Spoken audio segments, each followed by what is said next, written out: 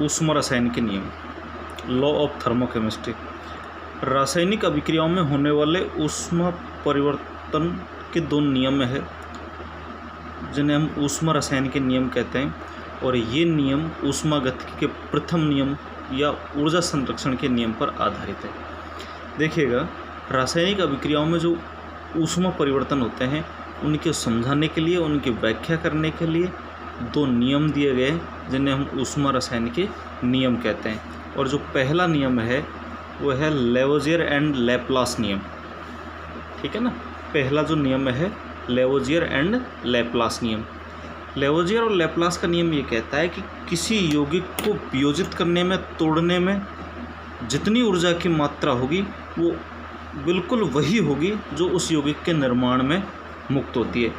अर्थात एक यौगिक के निर्माण में मुक्त हुई ऊर्जा की मात्रा और एक यौगिक और उसी यौगिक के वियोजन में दी गई ऊर्जा की मात्रा बिल्कुल समान होती है।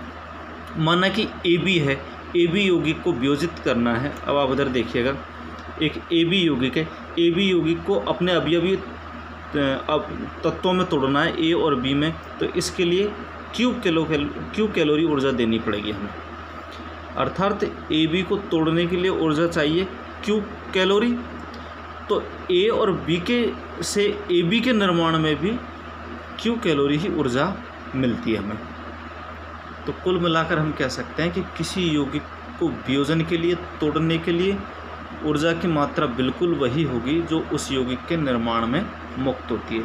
आप उधर देखो, जैसे S और O दोनों की अभिक्रिया कराएंगे तो SO2 बनेगा। SO2 बनेगा तो इसमें कुछ ऊष्मा मुक्त होती है और वो है -70.96 किलो कैलोरी। तो ये तो निर्माण की ऊष्मा है, SO2 के बनने की ऊष्मा है।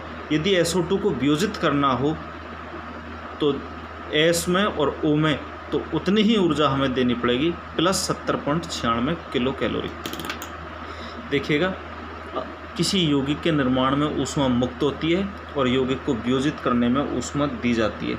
उनके चिन्ह अलग अलग होते हैं। निर्माण में तो ऊष्मा हमें मिलेगी, इसलिए ऊष्मा का मान नेगेटिव होगा, और वियोजन में ऊष्मा हमें देनी पड़ती है, इसलिए मान पॉजिटिव होगा। लेकिन दोनों की जो मात्रा है वो बराबर होगी। ये लेवोजियर एंड लैप्लास का नियम है। सेकंड है हेस का स्थिर ताप योग का नियम, या हम कह सकते हैं हेस का स्थिर ताप या ऊष्मा योग का नियम। हेस के नियम अनुसार कोई रासायनिक प्रक्रम 2 या 2 से अधिक विधियों द्वारा संपन्न हो सकता है, परंतु प्रक्रम में होने वाला ऊष्मा परिवर्तन समान रहेगा।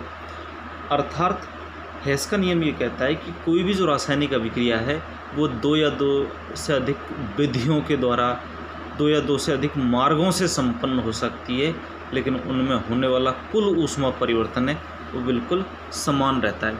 अब आप इधर देखिएगा इस रिएक्शन को, जैसे A से B बनाना है, A से B बनाना है तो A से B बनने के यहाँ पर 3 तरीके बताए गए हैं।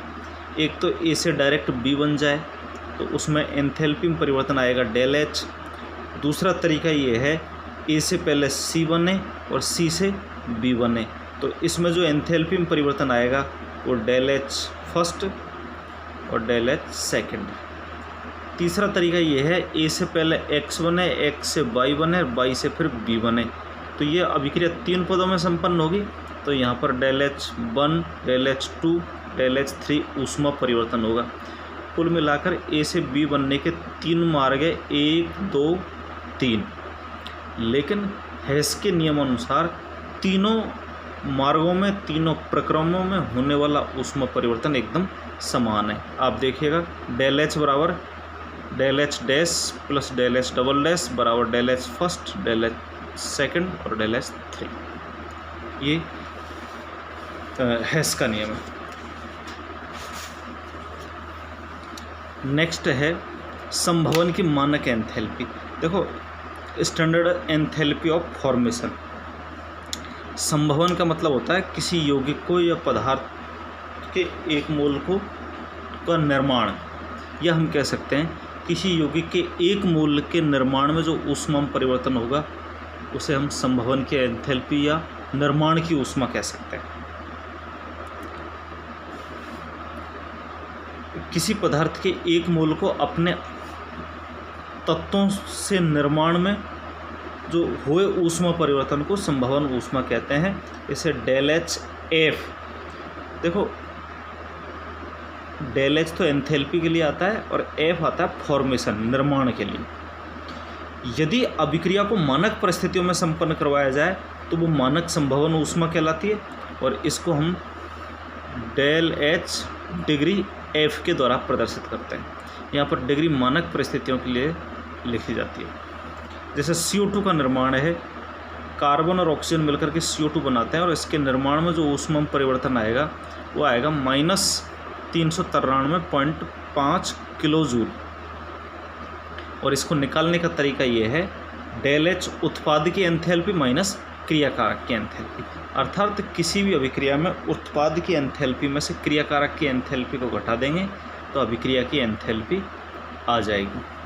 ऊपर वाली अभिक्रिया में उत्पाद की जो एंथैल्पी है वो है -393.5, तो हमने क्या किया, टोटल एंथैल्पी निकालने के लिए -393.5 -0, क्योंकि हम यहाँ पर कोई ऊष्मा नहीं दे रहे तो एंथैल्पी परिवर्तन आ जाएगा ये। इसी तरीके से एक और एग्जांपल है HI का निर्माण। H2 और I2 मिलकर के HI का निर्माण करते हैं। यहाँ पर हमने आधा आधा अणु लिया है, क्योंकि एक अणु HI का बन रहा है, तो हाफ अणु H2 का हाफ अणु I2 का दोनों अभिक्रिया करेंगे तो HI बनाएगा। अब देखिएगा इसमें एंथैल्पी परिवर्तन या निर्माण की ऊष्मा आ रही है 25.94 किलो जूल, और ये मान पॉजिटिव में है। इसका मतलब ये है कि HI के निर्माण में ऊष्मा हमें देनी पड़ेगी। तो वे यौगिक जिनके निर्माण में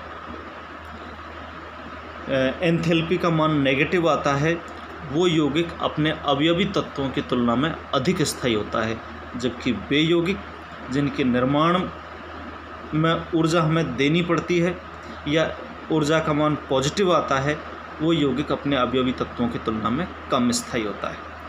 जिन अभिक्रियाओं के लिए एंथैल्पी परिवर्तन का मान नेगेटिव आता है वो ऊष्मा छिपी अभिक्रिया होती है, तथा जिन अभिक्रियाओं के लिए एंथैल्पी परिवर्तन का मान पॉजिटिव आता है वो ऊष्मा शोषी होती है, और ऐसे यौगिक अपने अवयवी तत्वों की तुलना में कम स्थायी होते हैं। नेक्स्ट है हेस नियम के अनुप्रयोग, अर्थात जो हेस का नियम हमने पढ़ा है उसके एप्लीकेशन क्या है, उसके अनुप्रयोग क्या है। तो हेस नियम का पहला अनुप्रयोग है संभवन ऊष्मा का परिकलन, अर्थात इस नियम की सहायता से हम निर्माण की ऊष्मा, संभवन की ऊष्मा का परिकलन कर सकते हैं। एक उदाहरण देखो आप, कार्बन, हाइड्रोजन, सुक्रोज की दहन ऊष्माओं के मान -393.5, -286.2 व -5644.2 किलोजूल प्रति मोल है। तो सुक्रोज की संभवन ऊष्मा का परिकलन कीजिए। तो देखिएगा हमारे पास कार्बन, हाइड्रोजन और सुक्रोज की दहन ऊष्माओं के मान दे रखे हैं, हमें सुक्रोज की संभवन ऊष्मा निकालनी है। तो सबसे पहले तो इन रिएक्शन लिखनी होगी। जैसे कार्बन की O2 के साथ अभिक्रिया करवाई तो CO2, अर्थात कार्बन का दहन करवाया हमने ऑक्सीजन के साथ अभिक्रिया करवाकर, तो एंथैल्पी में परिवर्तन आया, ये समीकरण 1 दे दिया। हाइड्रोजन का दहन करवाया तो H2O बना, इसकी एंथैल्पी परिवर्तन -286.2 है, समीकरण 2 दे दिया। सुक्रोज का दहन करवाया तो 12 CO2 11 H2O बना, इसकी जो दहन ऊष्मा है एंथैल्पी परिवर्तन है -5644.2 किलोजूल आती है, समीकरण 3 दे दिया।